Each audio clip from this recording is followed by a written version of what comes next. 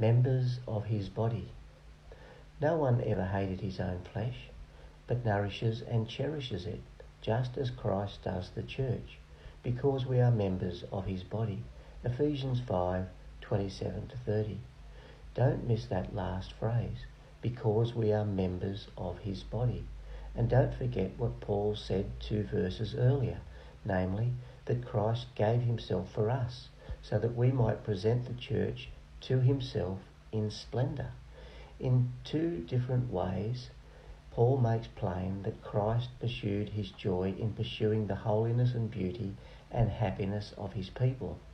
The union between Christ and his bride is so close, one flesh, that any good done to her is a good done to himself, which means that the clear assertion of this text is that the Lord is moved to nourish, cherish, sanctify and cleanse his bride, because in this he finds his joy.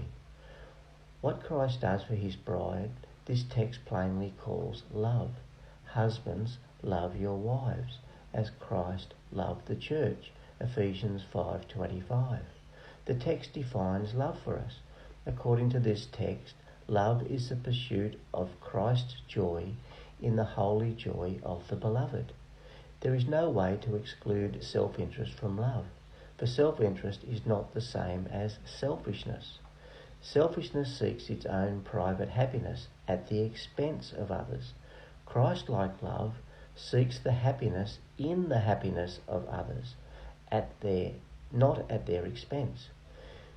It will even suffer and die for the beloved in order that its joy might be made full in the life and purity of the beloved.